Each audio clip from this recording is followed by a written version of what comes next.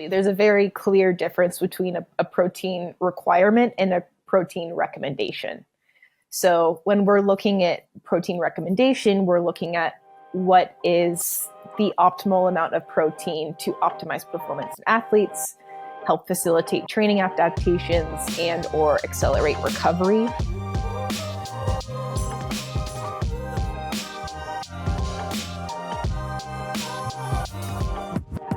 G'day and welcome to Fuel In Sessions, the podcast that delves into the science of nutrition. Fuel In Sessions is powered by Fuel In, the AI nutrition app that makes nutrition simple, personalized, and adaptive for all athletes. We're here to share expert insights, training tips, strategies, and of course, some laughs so you can fuel your best and reach your peak health and performance. My name's Scott Tindal. I'm your host and Chief Nutrition Officer for Fuel In. Today, I am joined by one of my co-workers. Again, Megan Foley, welcome back to Fuel In Sessions to discuss more nutrition centered around males and females and whether or not any differences do exist. How are you doing? Good, thanks. Happy to be back. Happy to be on today's macronutrient topic because it's one that we talk about frequently and get a lot of questions about as far as differences between men and women. So it'll be good to clear some of that up. Yeah, so without further ado, we're talking protein. Yes. Protein seems to be very in vogue. The only thing I think that is topping protein at the moment would be creatine monohydrate, especially on my feed. We might have to do a special episode on creatine monohydrate because apparently it's now a super supplement. Yeah. And cures all. But before creatine came on the market, protein was often talked about and is still very much talked about as a very important macronutrient. Certainly for strength athletes, I think they've always had the perception and knowledge that protein will contribute to lean mass gains, improvements in body composition, and improvements in recovery. I think it took a little bit longer for that concept to sort of grab hold of the endurance community. Saying that, the endurance community has now fully grabbed it with both hands and is waving it around proudly that protein is I'm not going to say protein is king because I think carbs are still king and queen, but certainly protein is probably sitting as a prince in the endurance athletes' dietary stack. It is very important. Yes. I guess the thing that we're diving into today is whether or not males or females, women and men, have a difference in terms of their requirements as an endurance athlete. And that's what we're going to get to the bottom of today based on old research and more recent research, which is sort of enlightening this whole topic. So let's get into it.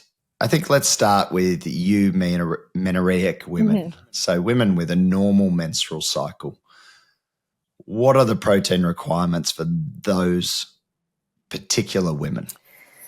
Yeah, so I think, like you said, protein is very much in vogue right now for endurance athletes, but also general population too. Like you go to the grocery store and you see protein on almost every box label that's out there, and you look at it a bit closer and it's like it only has 6 grams of protein per serving. So is it really high protein? But protein, absolutely necessary and beneficial to performance. When we are talking about general recommendations for protein for women, but just general population as well, a lot of the standards that were created were based off of nitrogen balance studies. And those studies looked at the amount of protein needed to prevent a deficiency and to prevent a negative whole body protein net balance. And so from that research, we'd established these guidelines for the what's called the EAR, which is the estimated average requirement to prevent deficiency in about 50% of the population. That amount of protein is actually grams of protein per kilogram body weight. So not much at all. Very low. Yes, very low. And then we have the recommended dietary allowance, which is the amount of protein that would prevent deficiency in roughly 98% of the population. And that was set at 0.8 grams of protein per kilogram body weight. So for a 65 kilogram woman, that's around 52 grams of protein per day. Again, I'd love to dive into where, and again, probably don't want to dive into this because it's probably a lot of conjecture, but the RDA meeting 97 to 98% of individuals' nutrition or protein requirements. Surely that is outdated now. that's a great question, and I'm not sure I know the answer if they've looked at the amount that would prevent deficiency more recently. Yeah, because you think about it. We're told to exercise more. So you would hope that more than 2% of the population of men and women are exercising. You would hope. At least exercising, and therefore based on even just, the protein requirements for strength-based athletes being at least 1.6 grams per kilo. Yeah. You're thinking, okay, well, I'm hoping more than 2% of the world's population is actually doing some form of resistance training. You then layer in those who are doing maybe mixed training, so some endurance or strength, and then those who are doing pure endurance training and, looking at the recommendation for that. And that's exactly what we're going to talk about today. So, and then you layer in on that, I'm pretty sure the world's population's getting older. Yeah. And so if you look at that and you go, well, only 2%, are not going to be covered by 0.8 grams per kilo. I'm like, well, I call bullshit on that. I think it's important to think about the fact that in today's day and age, for people across the world who are not dealing with hunger, who are able to eat 3 meals a day, protein deficiency is not a huge issue, right? It's not popping up. We're not seeing it in clinics being like, oh, this person has kwashiorkor, where their stomach is distended because they are low on protein. So is there a requirement to revisit this? Probably. But is a true protein deficiency something that's a key issue in today's society? I would say likely no. Yeah, and I think that's probably the key here is the definition, right? Isn't it? It's like, what is the RDA and what is it trying to achieve? Are we talking about a protein deficiency and therefore, okay, that probably doesn't exist, but therefore, okay, as an absolute minimum, the RDA, but the RDA should not be referenced when talking about optimizing health. Right. Because there are two very distinct differences there. Exactly. Minimizing protein deficiency versus actually making sure that people are healthy and in good and, optimizing whatever it is they're trying to optimize. Absolutely. There's a very clear difference between a protein requirement and a protein recommendation. So when we're looking at protein recommendation, we're looking at what is the optimal amount of protein to optimize performance in athletes, help facilitate training adaptations, and or accelerate recovery. And that number is going to be significantly higher than that RDA value that's been established. So I guess it really comes down to where you put yourself. Right. Yeah. How do you look at yourself? And also when talking to a professional, whether it be your doctor or a dietitian, nutritionist, your coach or whatnot, where do you sit yourself under? And I would hope, well, certainly everyone listening to this podcast probably classifies themselves as some sort of athlete. So, you're certainly thinking, okay, well, I'm going to lean on the recommendation side of things as opposed to a protein requirement. Absolutely. Because it's going to better serve my purpose. Yes. And I think most people listening to this podcast are either trying to initiate some sort of benefit in performance or optimize their health. And in that instance, we're looking at a protein intake closer to, minimum 1.8 to 2 grams of protein per kilogram body weight for those athletes who are regularly engaged in activity. Yeah, and the difference being there, I think you mentioned like a 65 kilo athlete based on a requirement. You said something It's around, like what did you say, 52 or 45, 53. 50, Yeah, 50, let's call it 50 grams of protein. The difference being with a recommendation of 1.8 to 2 grams, that same 65 kilo individual would be taking in a recommendation of around 130 grams correct. of protein. So big difference. Yes. Yeah. Big difference, big dietary change as well between those two intakes. For sure. Okay, so if we've established that we, based on the most recent research, as a minimum requirement, an endurance athlete should be targeting at least 1.8 to 2 grams per kilo of body weight, male or female, correct? Correct. Yes. The, Eumenoric, perimenopausal, menopausal. correct. Yes.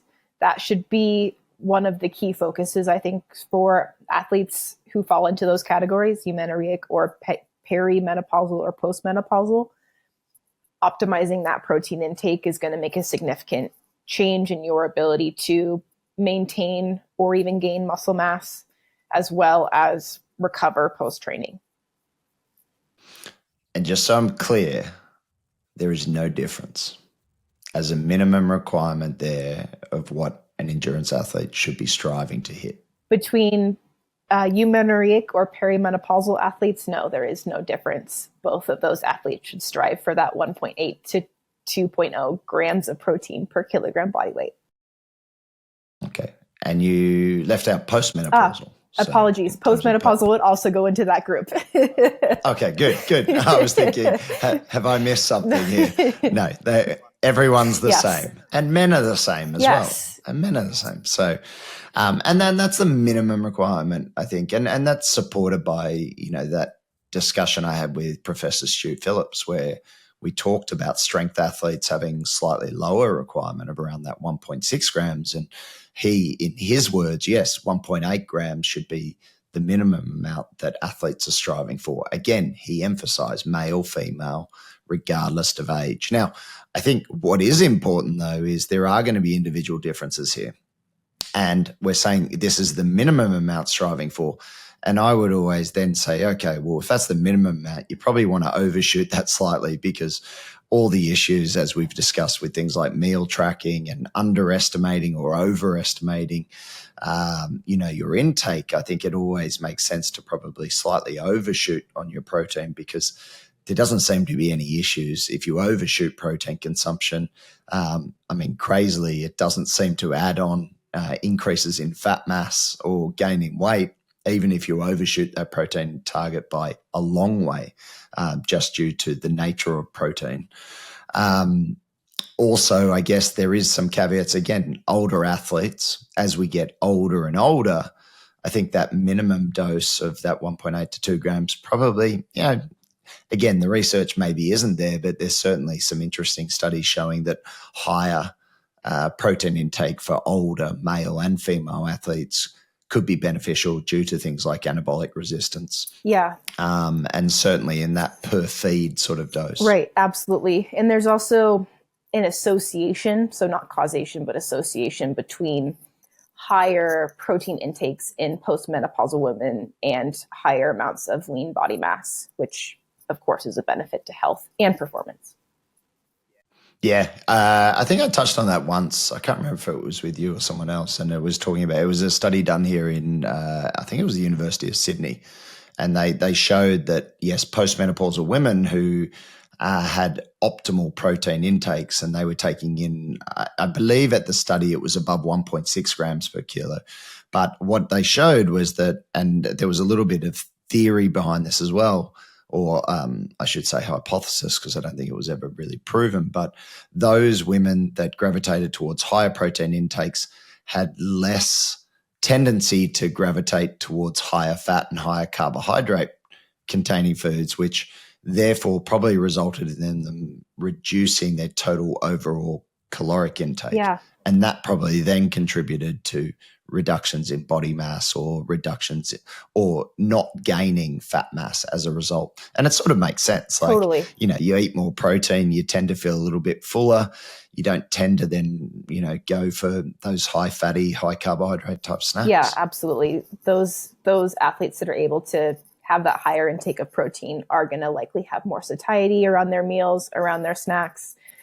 And, if you are over consuming protein metabolism comes at a higher cost than the metabolism of carbohydrates or fats. And so, from a weight balance, weight maintenance perspective, that might be a slight benefit as well.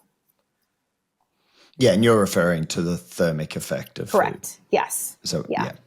So protein having the highest thermic effect, then carbohydrates, then fat. Yes, correct. And contributing to a slight, very small bump in maybe metabolism. Yeah, ever so slight, but whatever you can take. And earlier you mentioned, there being no downside to an excessively high protein intake, or at least higher than that 2 grams per kilogram number. And I would say, yes, that's generally true, as long as that high protein intake doesn't prevent those athletes from getting in adequate amounts of carbohydrates and the other nutrients that they require, right? If you're eating 4 grams of protein per kilogram body weight and under consuming carbs, that's not going to lead to a great outcome from a performance perspective. Yeah, 100%. And it's actually something I've been playing around with some of the pro athletes in terms of the carb loading phase. And I know you and Alan have flagged this, is we potentially, and we're looking at changing sort of the way in which we prescribe the carb load to actually drop the protein requirement down on those days leading into competition, along with fat, just to actually to ensure that the carbohydrate intake is on point and total calories actually then aren't too high. But we're sort of focusing on the preferred macronutrient, which is carbohydrates for race performance, as opposed to protein, which, yes, will help with recovery in that, but in the lead up to a carb load makes it incredibly difficult to get it all in because you actually feel so full. And to be honest, again, doing that with the athletes, the response has been very good. And actually the response has been like, oh yeah, the carb load was way easier. And personally speaking, the last 2 longer events that I've done have done exactly that and dropped it down to around 1.5, 1.6 grams, which is still, higher than what typically would, but it is dropping it down by, 0.6 to 0.8 grams per kilo body weight across the day, which is a significant drop in total protein intake. And I think it just does make it easier on the gut. In terms of that. So I think there is, again, this misconception with protein, just get heaps in, you're an endurance athlete. Actually, let's think about the specificity of what we're trying to achieve here. And if we're talking about a carbohydrate load with 10, we're talking with these pro athletes like Holly and Kyle, and that they're taking in sort of 12 grams per kilo body weight as a minimum now. Yeah. That's a lot of carbs. And especially someone like Kyle, who's 80 kilos, Fred Funk, closer to 80 kilos, they're well up into 1,000 grams of carbs now. So dropping the protein and the fat down actually is beneficial for them. Yeah, that makes total sense. And, it's already hard enough for some athletes to hit those higher amounts of carbs. So a day or 2 of low protein isn't going to make or break anything. So whatever allows you to do it. Yeah, and as you said, protein deficiency is very that's rare. not going to happen if you're consuming 1.5. Don't go. You're still consuming. Again, come back to the requirement versus recommendation. Even at 1.5 or even, 1.4, you're still nearly double the amount of what the requirement would be. So I think, don't panic. And then also the other thing, as I think we've discussed as well, is like you're going to smash the protein after the race. Yep. And that's something, again, we're working on and looking at very high boluses of protein immediately following the race, 50, 60 grams of protein in that first meal, combined with carbohydrates, for what I thought was actually pretty sound science, and actually we'll talk about that in a minute with protein and carbohydrate and replenishment or glycogen replenishment, but certainly getting in that amount of high amount of protein, 50, 60 grams immediately following the race, again, male, female, regardless of body size, seems to be having a really positive impact on that post event recovery. Yeah.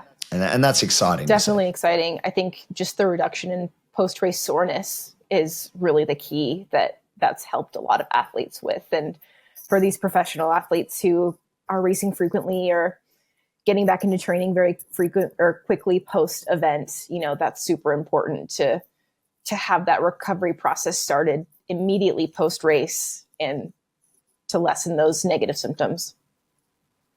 Yeah. So if we go into the factors that influence protein requirement, what would you say? So when we're looking at protein requirements, I would say some of the biggest factors that we're looking at for athletes are going to be the exercise intensity and duration, and athletes' carbohydrate availability. So do they have adequate carbs prior to the session starting? And also what their habitual protein intake looks like. All of these are going to affect their amino acid oxidation rates during activity. So even those athletes that are well fueled, have adequate carbohydrates, we generally see amino acid oxidation rates during exercise around 7%, give or take, of the total caloric expenditure, which if an athlete is doing an hour or two of training a week, that's not a whole lot. If an athlete is doing 20, 25, 30 hours of training, that's a significant amount of amino acid oxidation that we need to account for.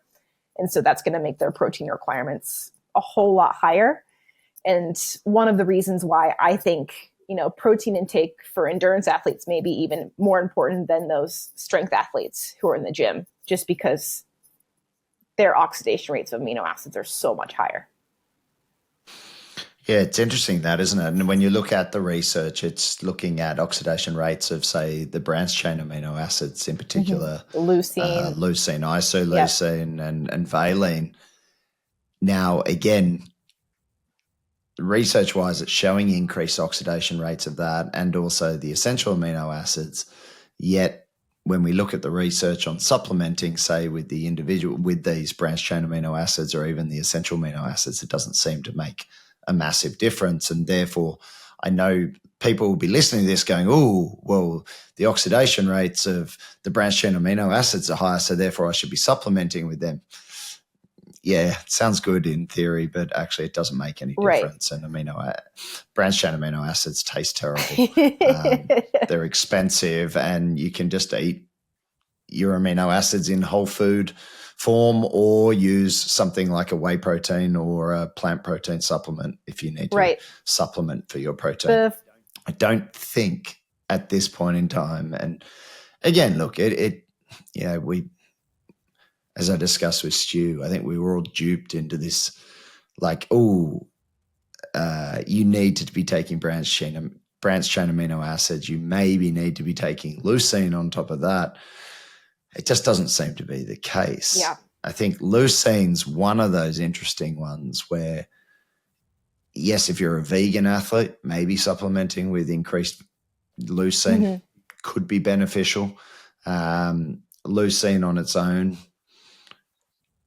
can it trigger muscle protein synthesis without the other essential amino acids?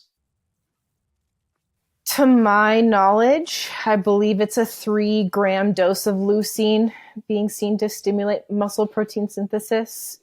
But again, if you're just getting a total adequate dose of protein post-training, that's probably where I would put my focus.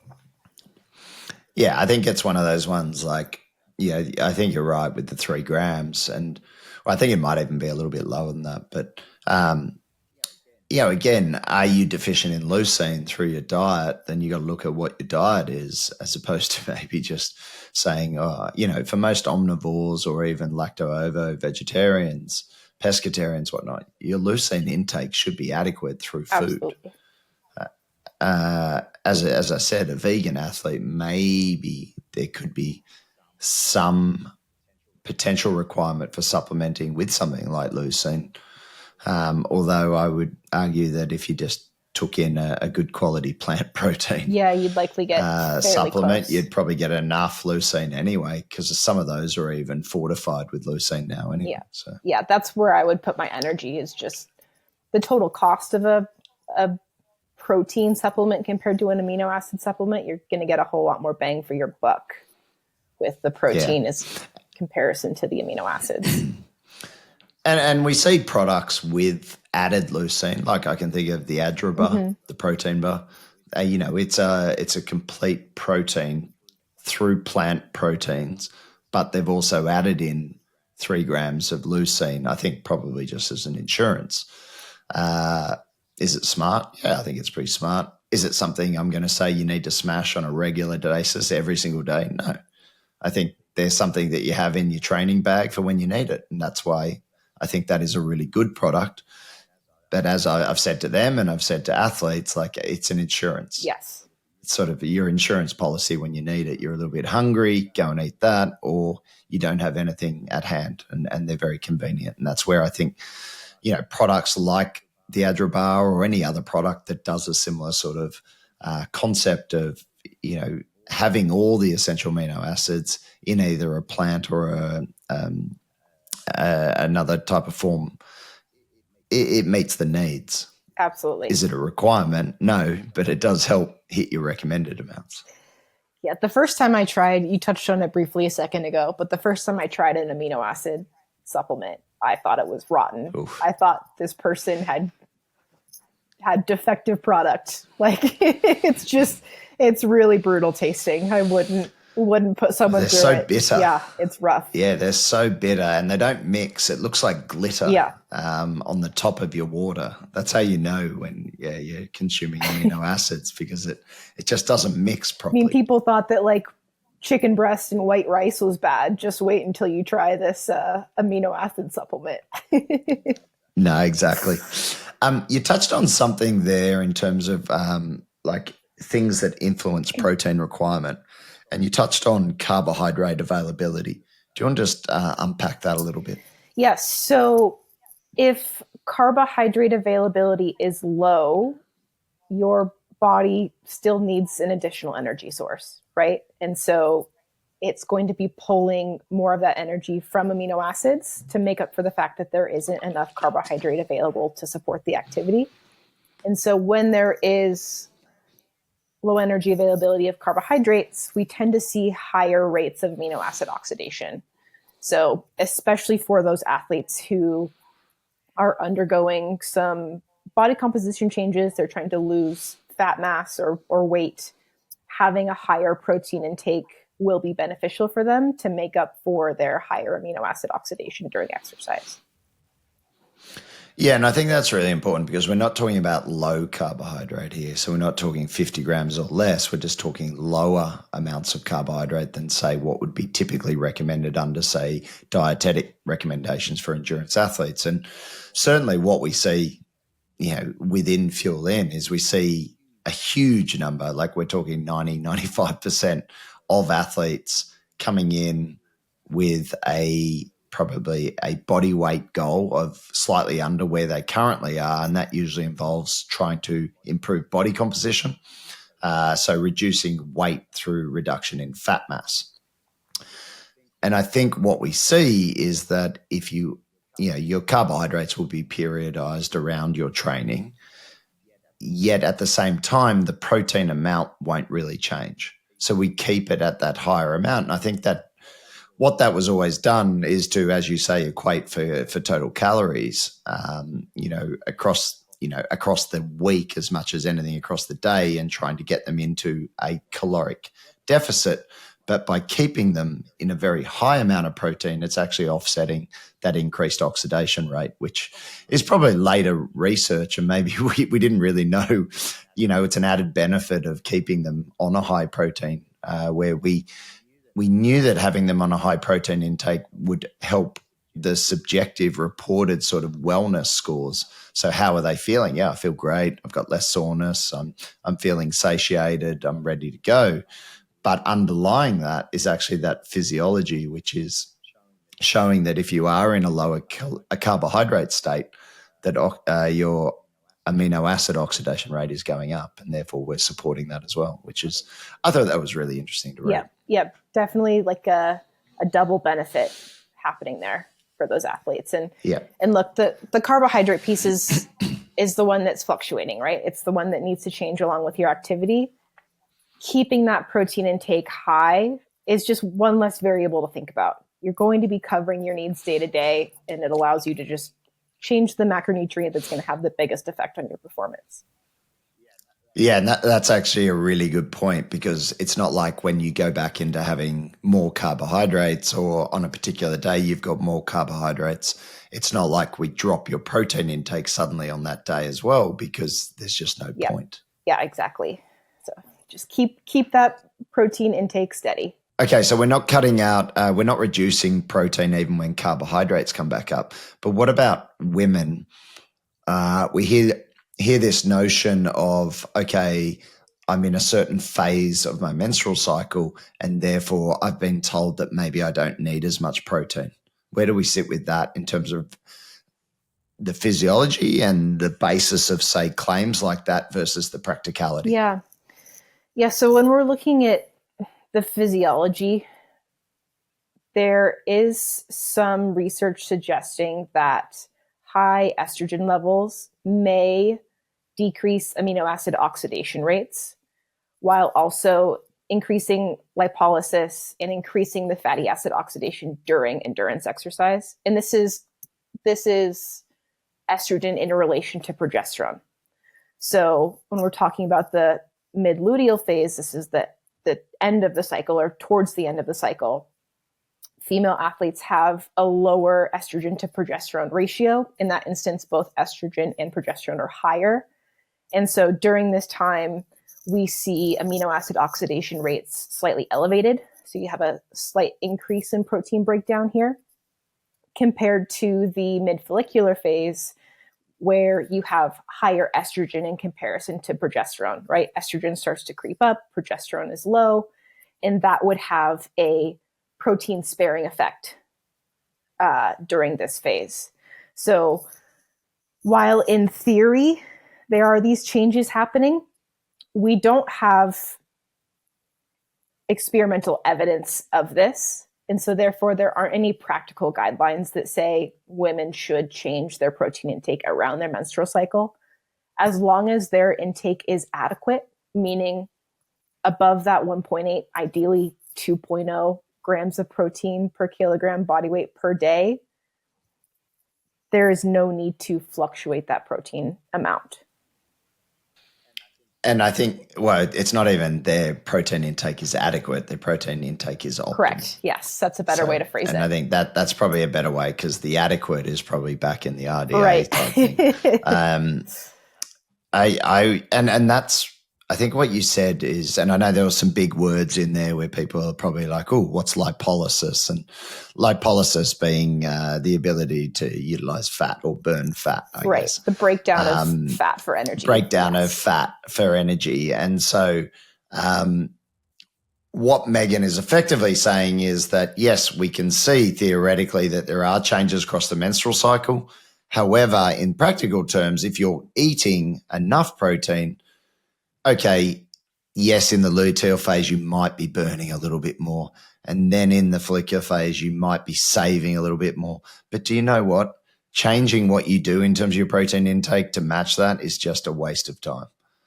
And it will just cause anxiety. It causes stress. It is just such a better concept and so much easier for women to focus on hitting a daily number day in, day out, based on your training, based on your body weight at that time. Yes. And not fluctuating. Yeah, I think the short answer is there's no health or performance benefit that we've seen thus far from changing that number day to day or changing it based off of the menstrual cycle.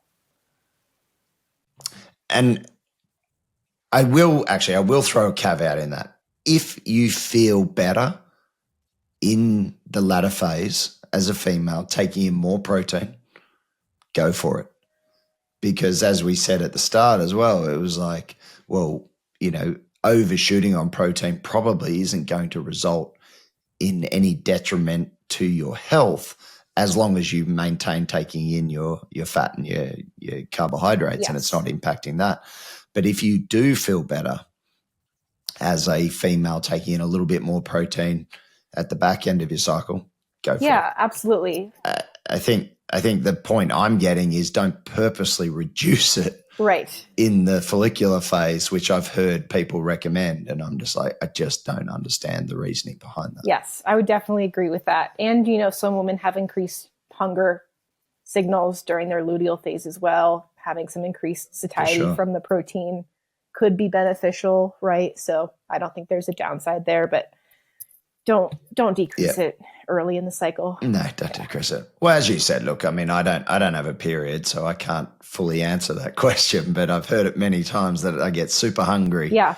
In that luteal phase. It's a real thing. So, it's a real thing. And I've heard it before. So reach for a protein heavy snack. Like, if you're going to reach for something because you need some extra food and you've got this hunger, cues, go for a heavier protein snack. Yes, it can still contain some carbs and fat, some Greek yogurt, things like that. But, it just doesn't make sense to drop it. I just can't fathom why someone would want to do that and then think about changing it across, the differences in the cycle. So, and as you said, that's supported by what we see in the research to date. I'm happy to eat a hat if that changes and be told, actually, we've got clear evidence now that women should be reducing their amount of protein intake in follicular phase and increasing it in the luteal phase, regardless of whatever their exercise is, or maybe in relation to what their exercise training load is. But at this point in time, it just doesn't exist. Yep. Agreed. Keep it simple. And the cool thing, exactly, it keeps it simple. Hey, you've got a number, just shoot for that number. You don't have to worry about it. Just hit that number every day. Very good. So I guess we've covered the menstrual cycle bit. What about post-training protein? Is there a difference for men and women? At this point, there is no recommended difference for protein intake for men and women post-training. Most athletes would be well suited to aim for around 0.4 to 0.5 grams of protein per kilogram body weight post-training. Again, the thing that's most important here is your total intake over the course of the day. But having that solid bolus post-training gives your body some of those building blocks it needs to start the repair and recovery process. So getting that in tends to be really beneficial for folks, especially if they're doing multiple training bouts in a day or back-to-back days. That seems to be definitely a benefit for those folks. Yeah, and I think there's that sort of habit formation, that reward as well. Like, you've done a hard training session, get the protein. Right. And I think it just means, and whenever you're doing that training, a majority of athletes will tend to train early in the day. At least you're getting it in there and you're not leaving it to chance that maybe you might not get it in at dinner, which we do see. Like, athletes will fall short later in the day if they haven't sort of front loaded the day in terms of their protein intake. So I think it doesn't have to be a shake. Right. I think that's very important. Everyone thinks like, oh, I've done a session, I need to drink a shake. It's like, no, I would actually argue, and I think we all argue this from Fuel In, is that have your shake later in the day as potentially a snack, because you may just be feeling really hungry. It's an easy way of getting in sort of 30 to 50 grams of protein.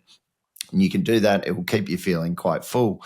And it also adds to that total protein intake across the 24 hours, across that day, which you may struggle to get in.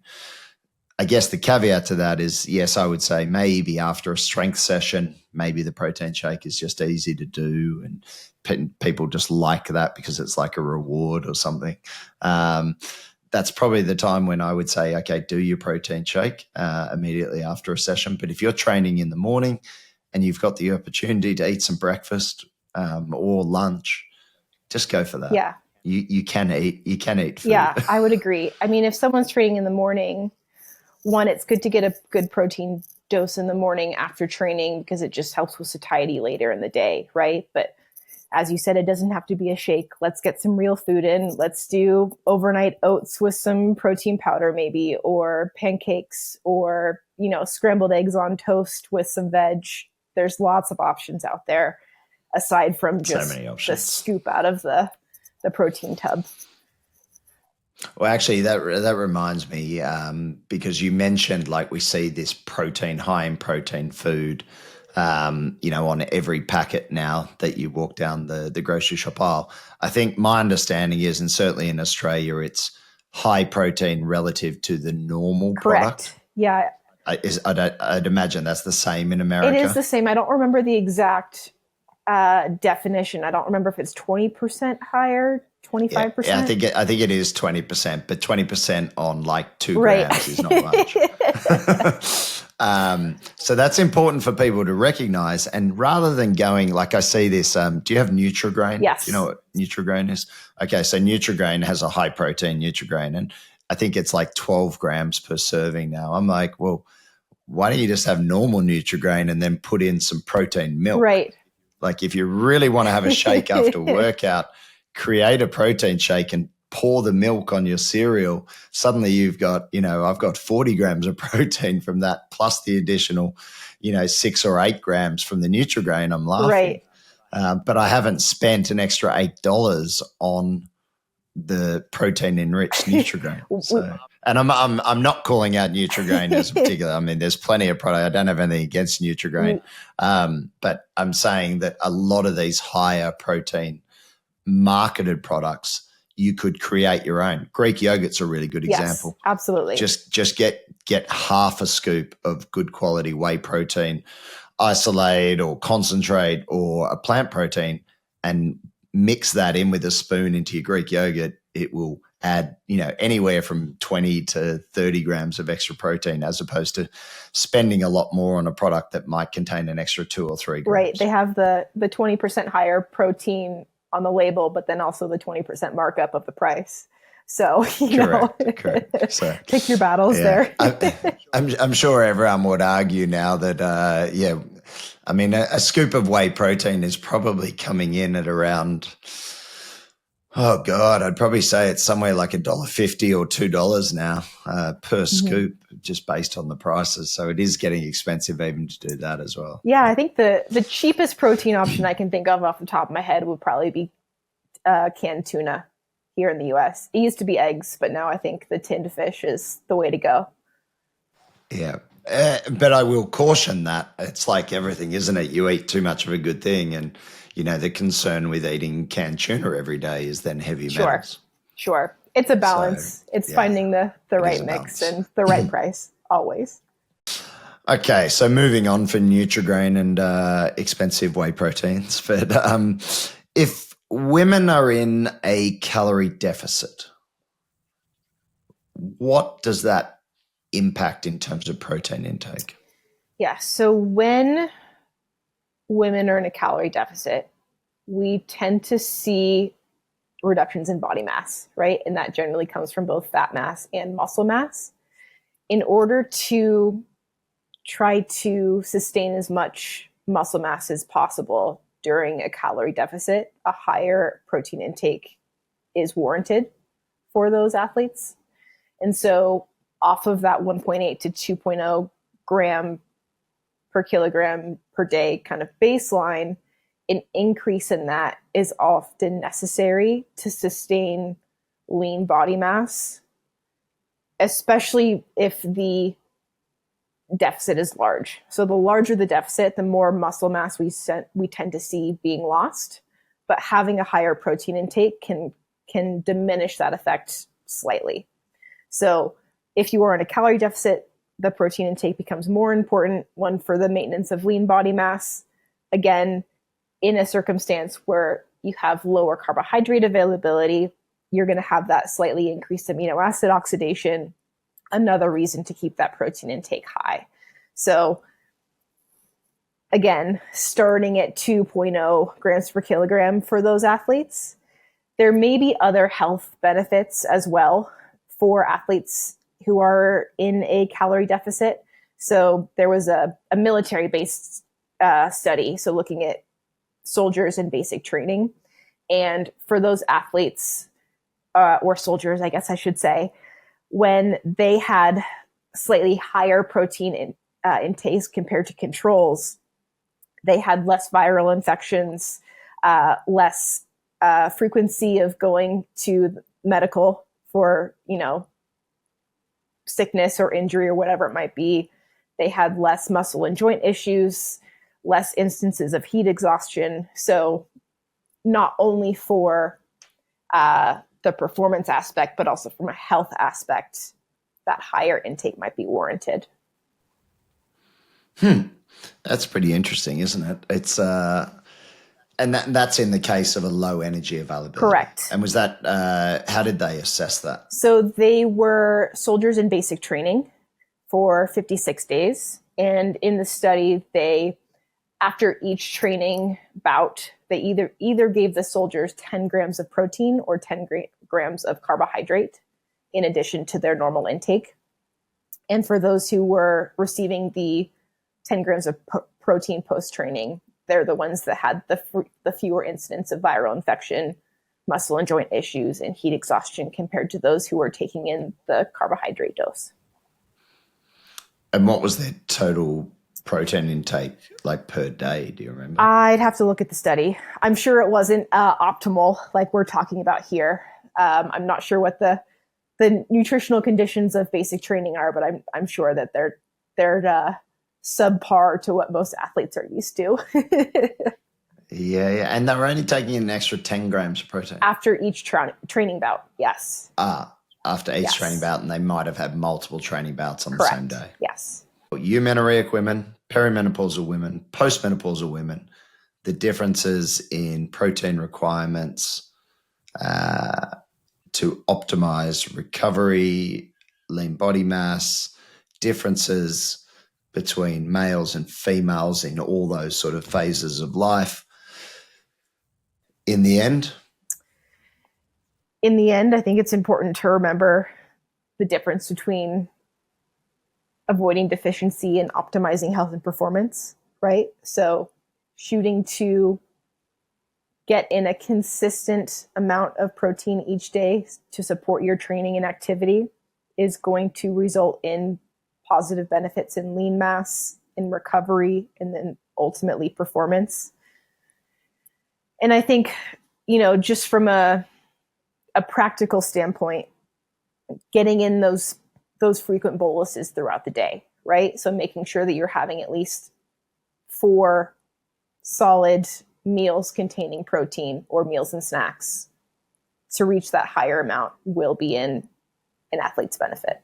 And just to reinforce that, we're not saying the pulsed protein is going to have some magic effect on you, which, previously was thought that it was a requirement to keep sort of amino acids floating around your blood system and your body. It's more actually, as Megan's saying, is from a practical standpoint, because your protein intake is so high as a recommended based on your body size, it just makes it practically a lot easier to do it, especially if you are training. Yes. Because as we said, like when you take in large amounts of protein, the last thing you feel like doing is probably exercising as well. So, and it's not to say, look, at the end of the day, you're looking at your fuel in plan and you've gone, oh, wow, I've got like 50 or 60 grams of protein I need to get in. It's not saying you can't take that in either. You can take in a very large bolus of protein. And based on, again, limited research, we've seen more interest more recently from, say, Tromlin and his study with Van Loon, where they took in 100 grams of milk protein and saw, great benefits across a 24-hour period. So don't be afraid if you're running short at the end of the day, just get the protein yes. in, no matter how big that bolus is. But I think if you can get it in, pulse throughout the day, practically it just makes it a lot easier. Yes. But I think the big overarching takeaway lesson and message from today's episode is that women and men don't have a different protein requirement if you are an endurance athlete. Absolutely. And that's going to be the same whether it's a menstruating woman or postmenopausal woman. getting that protein intake is the same, and it's just as important in both phases of life. That was a mic drop for anyone who didn't see it. Anyway, look, I think it's a space we've got to keep an eye on. Yep. As I said before, happy to change narrative. I think we're changing narrative. We have changed narrative as practitioners and as a company. As we said, once thought pulsing protein was important for maximizing protein synthesis, and that doesn't appear to be. But the pulsing of protein allows you to actually hit the most important factor, which is that total protein intake. So for everyone listening, get your total protein intake in, keep it up, probably around 2 grams per kilo body weight as a minimum. We shoot anywhere from 2 to 3 grams at Fuel M based on the individual, their training load, their requirements. Eat your protein, food first, but not always food only. Right. You can use supplemental forms of protein, things like a whey protein isolate, concentrate, or a blended plant protein can be very beneficial. I'd certainly opt for those rather than branched chain amino acids, essential amino acids, or isolated leucine. But, if you want to use those and you benefit, go for it. Yeah, absolutely. And just from an anecdotal perspective, the amount of athletes that we work with that say they feel so much better once they start hitting that higher protein amount is huge. So it's one of those things where you start doing it and you really see the results. Yeah, no, I couldn't agree more. Megan, thank you. I love hearing your insights into this, and certainly from a female perspective, and just, looking at what is available in terms of the research and weighing up also your personal insights into what it is like as a female and the benefits of getting your protein intake right. So thank you. As always, it's an absolute pleasure. And until next time, catch you soon. Yeah, thanks for having me.